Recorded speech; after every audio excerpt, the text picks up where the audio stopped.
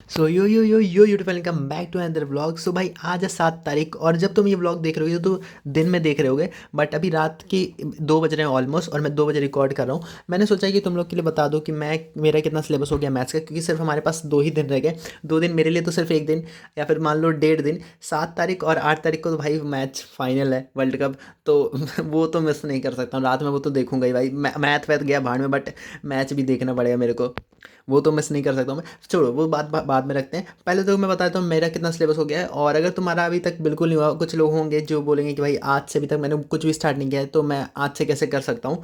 तो देखो मैं स्ट्रैटेजी नहीं बताने वाला हूँ, क्योंकि हर कमेंट में कोई ना कोई बोलता है कि भाई तू स्ट्रैटेजी की बता रहा है, खुद तो पास नहीं हो रहा है। तो इस वीडियो में बस उतना बताऊंगा कि मैं कैसे कर रहा हूँ। तुम लोग भी चाहो तो कर सकते हो, वरना तुम्हारी मर्जी, बाकी तुम्हारे ऊपर, ठीक है।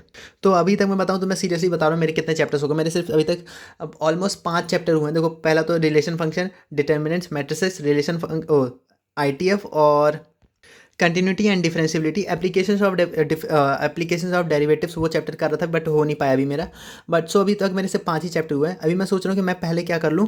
देखो अगर तुम्हारा भी अभी तक कुछ नहीं हुआ ना, तुम देखो पहले तो रिलेशन फंक्शन, डिटर्मिनेंट्स और मैट्रिसेस, और यहाँ ये 3 चैप्टर्स तो पहले कर ही लो। तुम्हारे कम से कम ज़्यादा टाइम मत देना इनके, बस फॉर्मूलाज वगैरह ऊपर ऊपर से थ्योरी देख लो एंड NCERT सॉल्व कर लो और PYQs कर लेना, ठीक है। और PYQs के लिए अगर तुम्हें चाहिए कहाँ से करना है, तो उसके लिए तुम मेरा व्हाट्सअप चैनल ज्वाइन कर लो, मैं उस पर भेज दूंगा। बाकी मैं कहाँ से कर रहा हूँ बाकी के चैप्टर्स, देखो मैं कर रहा हूँ ये यहाँ पे भी मेरे NCERT वाला है ये। एक तो तुम 12th हैकर से भी कर सकते हो जो इसमें ही है। और अभी मैं सोच रहा हूँ कि मैं वेक्टर और ये सब जो चैप्टर्स है, वेक्टर हो गया, 3D ज्योमेट्री हो गया, लिनियर प्रोग्रामिंग, मैं ये सर से कर लूँ। इसमें NCERT वाला पर डला हुआ ही वाला वीडियोज़ पूरी प्लेलिस्ट ही है, तुम इससे कर सकते हो। इसमें क्योंकि 2-2 घंटे के लेक्चर है, उस पर तुम्हें जल्दी कंप्लीट हो जाएगा। अभी तुम्हारे पास टाइम नहीं है कि तुम 3-3 4-4 घंटे के वीडियोस देखो यूट्यूब पे, तो इसमें से देखो 2 घंटे से भी कम है कुछ कुछ, तो उसको कर लो। पहले तो मैं सोच रहा हूँ वेक्टर कर लूँ, तुम वेक्टर कर लेना पहले, फिर उसके बाद 3D ज्योमेट्री कर लेना, then linear programming and then फिर प्रोबेबिलिटी, ये तो कर ही लेना। एंड और ये स्टार्टिंग के जो chapter relation function, inverse trigonometry नहीं, मैट्रिसेस और डिटर्मिनेंट्स, ये चैप्टर्स कर लेना। बाकी फिर उसके बाद तुम फिर इंटीग्रेशन और डिफरेंशिएशन और कंटिन्यूटी डिफरेंशिएबिलिटी वाले चैप्टर्स करना।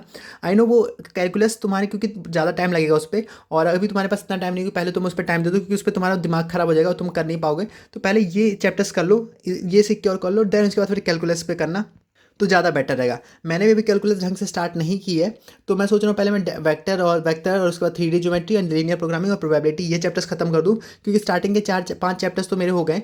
फिर बाद में मैं कैलकुलस करूँगा। कैलकुलस में क्योंकि बहुत ज़्यादा टाइम देनी पड़ेगी, तो मैं NCERT वाले से कर रहा हूँ। और बाकी के स्टार्टिंग के चैप्टर्स मैंने ये 12th हैकर से किए थे। अब मैं सोच रहा हूँ NCERT वाला कि ये वाले सर, इनसे मैंने परिश्रम बैच में भी किया था, तो मैं इनसे ही कर रहा हूँ बाकी के चैप्टर्स। और क्वेश्चन प्रैक्टिस के लिए देखो क्या करना है, क्योंकि सिर्फ लेक्चर देखने से नहीं होने वाला। क्वेश्चन प्रैक्टिस के लिए मैं सिर्फ NCERT लगा रहा हूँ, क्योंकि NCERT के अलावा और बिल्कुल भी टाइम नहीं है। मैं ट्राई करूँगा कि एटलीस्ट एक सैम्पल पेपर या फिर प्रीवियस ईयर कोई पेपर सॉल्व करके जाऊँ फॉर आइडिया। और हाँ एक और है, देखो तुम्हें NCERT वाला पे एक कल वो मिल जाएगी वीडियो, मोस्ट इंपॉर्टेंट 100 MCQ की वीडियो, वो सर ने डाली हुई है, तो वो भी कर लेना। मोस्ट इंपॉर्टेंट 100 MCQ वाली वीडियो, वो भी इंपॉर्टेंट है। उससे क्या पता MCQ 1-2 फंस गए तो तुम्हारे 1-2 नंबर भी हो जाएंगे, क्योंकि अभी लग रहा है कि हम बस पास हो जाए, इतना ही बहुत लग रहा है मुझे तो अभी। और फिर एक तो उनकी कंप्लीट मैथमेटिक्स की भी क्लास है 8 तारीख को, तो वो भी ले सकते हो तुम्हें, अगर तुम्हें पूरा कंप्लीट एक साथ लेना है तो ये भी तुम देख सकते हो। सो जिनको नहीं पता था कि मेरे कितना सिलेबस हो गया, मैंने उनको बता दिया कि मेरे अभी तक से 5 चैप्टर हुए हैं। और अब मैं बाकी के वेक्टर से स्टार्ट कर रहा हूँ, vector then 3D geometry, linear programming, probability, ये चैप्टर्स करूँगा।